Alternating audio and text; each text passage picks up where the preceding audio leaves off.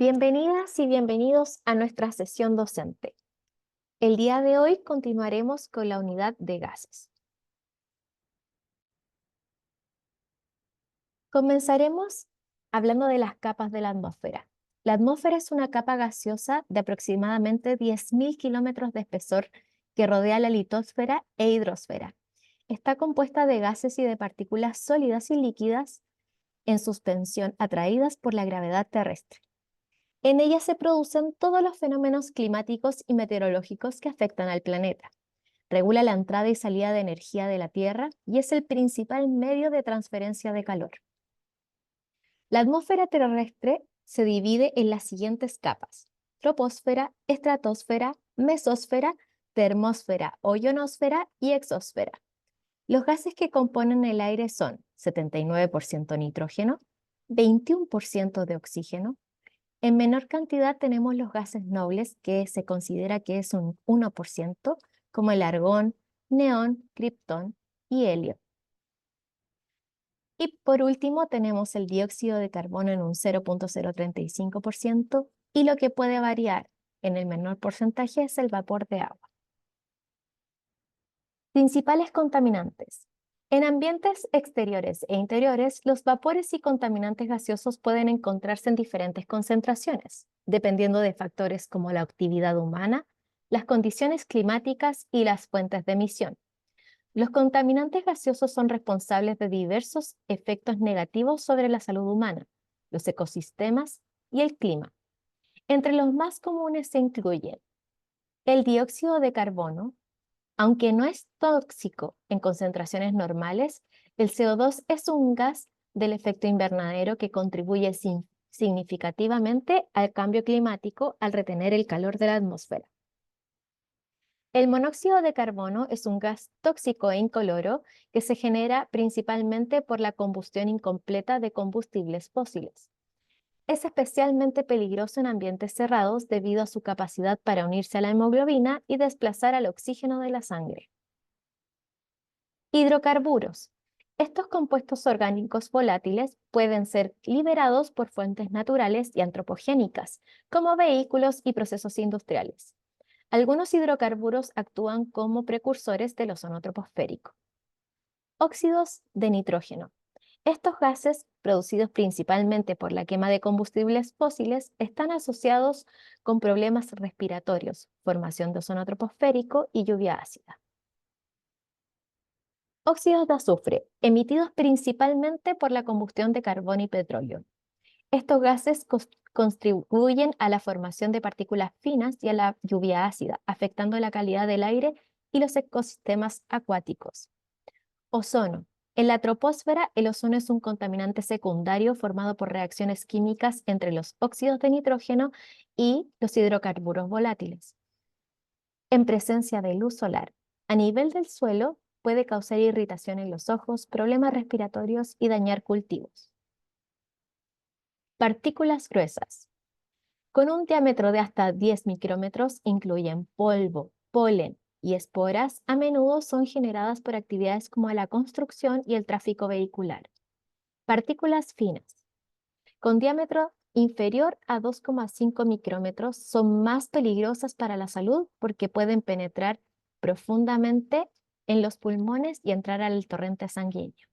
Provienen principalmente de la combustión de combustibles fósiles y procesos industriales. El efecto invernadero y la temperatura en la Tierra. El efecto invernadero actúa como un filtro que impide que la mayor parte de la radiación ultravioleta alcance superficies terrestres. La atmósfera desempeña un papel crucial en la regulación de la temperatura del planeta. Este efecto se le conoce como efecto invernadero. Es esencial, para mantener una temperatura moderada y razonable, uniforme en la superficie terrestre, lo que hace posible la existencia de la vida tal como la conocemos. El efecto invernadero no es un efecto poco beneficioso para el planeta, todo lo contrario, es un buen efecto. Sin embargo, se ve afectado por los gases que genera el, el hombre, ¿ya?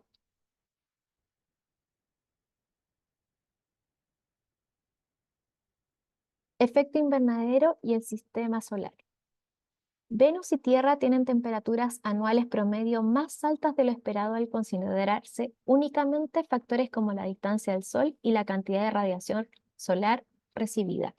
En el caso de Venus, su atmósfera está completamente cubierta por una densa capa de gases del efecto invernadero, lo que eleva las temperaturas en su superficie hasta aproximadamente en 400 grados Celsius.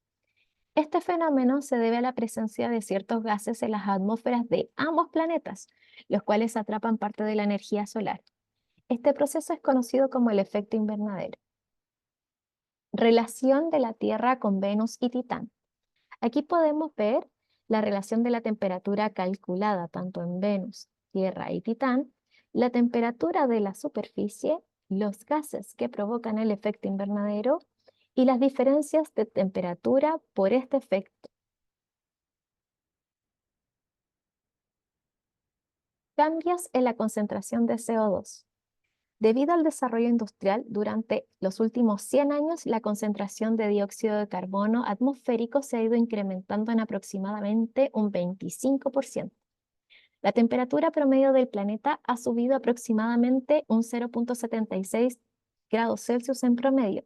Sin embargo, en el año 2024 aumentó un 1,45 grados Celsius en comparación a las temperaturas con niveles preindustriales.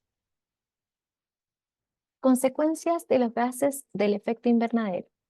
El efecto invernadero cumple con la función de bloquear parcialmente el paso de la radiación ultravioleta, desempeñando un papel crucial en mantener la temperatura moderada y uniforme en la superficie de la Tierra. Esta regulación térmica es fundamental para la existencia de la vida en nuestro planeta.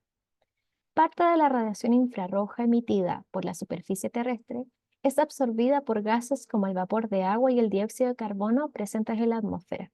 Este proceso contribuye a conservar una temperatura estable y agradable percibida por los seres humanos como calor. Consecuencia de los gases del efecto invernadero. El vapor de agua es la sustancia que más contribuye al efecto invernadero, debido a que el vapor de agua absorbe mucha radiación infrarroja, desempeñando un papel principal en el mantenimiento de la temperatura atmosférica durante la noche. Cuando la superficie emite la radiación al espacio y no recibe energía solar. En climas desérticos muy secos, donde la concentración de vapor de agua es baja, se siente bastante calor durante el día, pero mucho frío por la noche. En ausencia de la capa de vapor de agua que absorba y luego irradie parte de la radiación infrarroja de regreso a la Tierra, la superficie pierde esta radiación en el espacio y se enfría mucho más rápido. Tipos de efecto invernadero. Asimilación vegetal del dióxido de carbono. Contribuyen a mantener la concentración de CO2 constante. Tipos de efectos invernaderos. Tenemos el cambio climático. Se utiliza el término de cambio climático para referirse a este efecto. Si la temperatura de la Tierra se eleva, afecta a los vientos y a las corrientes oceánicas. Dióxido de carbono. Desempeña un papel secundario pero muy importante en el mantenimiento de la temperatura de la superficie. La quema de combustibles fósiles a nivel mundial, principalmente carbón y petróleo, a una gran escala, ha incrementado notablemente el nivel de dióxido de carbono en la atmósfera. Aquí podemos ver la edad de hielo, la era postglacial y desarrollo humano, y después de la segunda mitad del siglo XX, en donde se aumentó considerablemente la concentración de dióxido de carbono.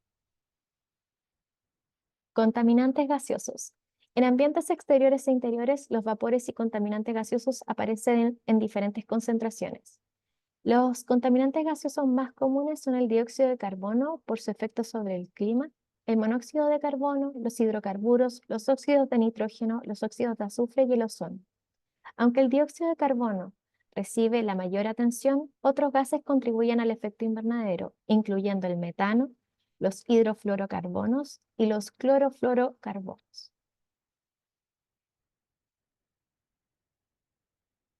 Aquí podemos ver una gráfica de cómo van afectando los diferentes tipos de gases a la contaminación.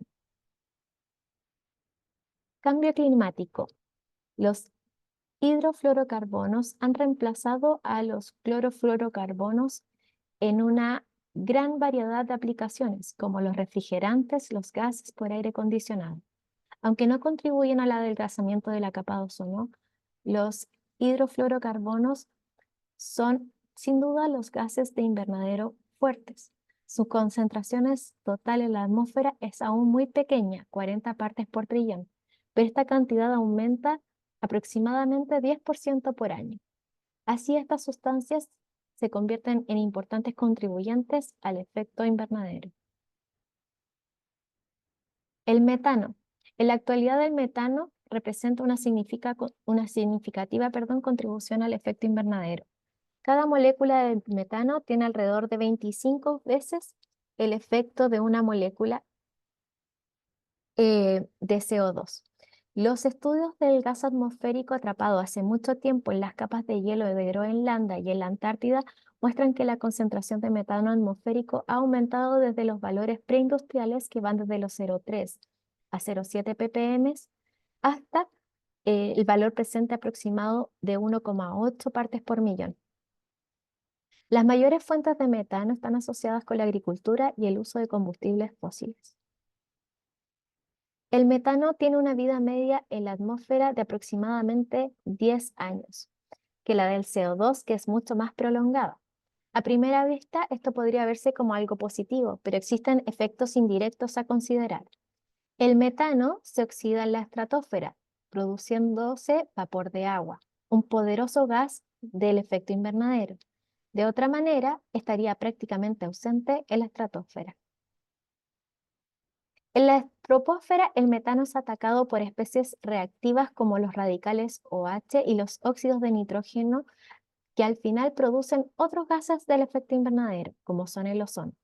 Se estima que los efectos del cambio en el clima por metano son más de la mitad de los del CO2. Dada esta gran contribución, se podrían lograr importantes reducciones del efecto invernadero mediante la disminución de emisiones de metano o con la captura de emisiones para su uso como combustible. Ozono en la estratosfera. Aunque el nitrógeno y el oxígeno atómico absorben fotones que tienen longitudes de onda más cortas que los 240 nanómetros, el ozono es el absorbente principal de los fotones que tienen longitudes de onda que van desde los 240 nanómetros a los 310 nanómetros, en la región ultravioleta del espectro electromagnético. El ozono, en la atmósfera superior, nos protege de estos peligrosos fotones de alta energía, los cuales de otra manera penetrarían hacia la superficie de la Tierra. Monitoreos del agujero de la capa de ozono. En 1974, Rowland y Molina identificaron que el cloro presente en los clorofluorocarbonos tenían la capacidad de dañar y adelgazar la capa de ozono. Estas sustancias, como el clorofluorocarbono 3 y el clorofluorocarbono 2, son compuestos sintéticos que no existen de forma natural y se han sintetizado extensamente como propelentes en aerosoles, para gases refrigerantes, para sistemas de aire acondicionado y refrigeración, así como agentes espumantes en la producción de plásticos. Monitoreo de la capa de ozono. En la atmósfera inferior, los clorofluorocarbonos son prácticamente inertes, lo que significa que no reaccionan fácilmente con otras sustancias. Además, su baja solubilidad en agua impide que sean eliminados de la atmósfera a través de la lluvia o mediante su disolución en océanos. Esto permite que persistan en el medio ambiente durante largos periodos, ascendiendo eventualmente a las capas superiores de la atmósfera, donde contribuyen al deterioro de la capa de ozono. En la actualidad, la principal alternativa son los hidrofluorocarbonos, compuestos en los cuales los enlaces de carbono e hidrógeno reemplazan a los enlaces de clorocarbono de los clorofluorocarbonos. Uno de los compuestos que se utiliza actualmente es el CH2FCF3, conocido como HFC 134A. No existen clorofluorocarbonos de forma natural, pero algunas fuentes naturales suministran cloro y bromo en la atmósfera, al igual que los halógenos del clorofluorocarbono. Estos átomos de cloro y bromo presentes en la naturaleza pueden participar en las reacciones que contribuyen al adelgazamiento de la capa de ozono. ¿Qué sustancias han reemplazado a los clorofluorocarbonos? Las principales fuentes naturales son el bromuro de metilo y el cloruro de metilo, que son emitidos por los océanos. Se estima que estas moléculas contribuyen con menos de un tercio del total del cloro y bromo en la atmósfera. Los 2/3 sobrantes son resultados de las actividades humanas. Los volcanes son una excelente fuente de ácido clorhídrico, pero por lo general, el ácido clorhídrico que liberan reacciona con el agua en la troposfera y no llega a la atmósfera superior. ¿Qué proyecciones se tiene para la capa de ozono? Bueno, según las proyecciones, el ozono debería recuperarse completamente en el hemisferio norte en el año 2040, en el hemisferio sur para el año 2050 y en las regiones polares en los años 2060. Mitigación. De acuerdo a la definición del Grupo Intergubernamental de Expertos sobre el Cambio Climático, corresponde a acciones, medidas o actividades que buscan reducir las fuentes de emisión de gases del efecto invernadero o potenciar los sumideros. Por ejemplo, andar en bicicleta nos ayuda a disminuir los gases generados por la combustión de gasolina o al usar medios de calefacción más limpios como los eléctricos, reducimos la quema de combustibles fósiles y con ello generamos también menos emisiones de gases del efecto invernadero. Existen numerosas soluciones tecnológicas que ofrecen un considerable potencial de la reducción de dióxido de carbono, incluyendo, por ejemplo, las energías renovables, los biocombustibles y el uso de combustibles fósiles con captura y almacenamiento de dióxido de carbono. Diferentes regiones y países requerirán distintas combinaciones y tecnologías para satisfacer mejor sus necesidades y explotar mejor sus recursos. Por otra parte, la implementación de medidas de eficiencia energética en los sectores de transporte industrial, residencial y comercial son igualmente cruciales en la reducción de dióxido de carbono. Las acciones de eficiencia energética implican utilizar menos energía para producir el mismo bien o servicio sin comprometer la calidad de vida. Las mejoras en la eficiencia energética ofrecen una amplia gama de beneficios, además de reducir las emisiones de gases del efecto invernadero. Estas acciones contribuyen a prevenir la contaminación, mejorar la seguridad del suministro energético, incrementar la competitividad y generar otros impactos positivos en diversos ámbitos. Acciones de Estado. Las acciones de Estado de eficiencia energética buscan optimizar el uso de la energía permitiendo producir los mismos bienes o servicios con un menor consumo energético, sin afectar la calidad de vida.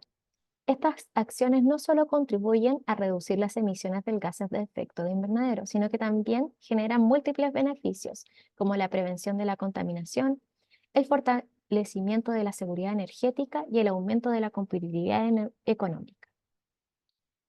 En Chile, el Estado ha implementado diversas iniciativas dentro de los sectores de la industria, energía, construcción y residencial para mitigar el cambio climático. En la industria y en la energía, fomentó a la investigación y al desarrollo, promocionando la investigación y el desarrollo y la demostración comercial de tecnologías y procesos innovadores que reduzcan el impacto ambiental. Incentivos fiscales, implementación de beneficios fiscales que fomenten la eficiencia energética, el cambio de combustibles más limpios y la disminución de gases del efecto invernadero.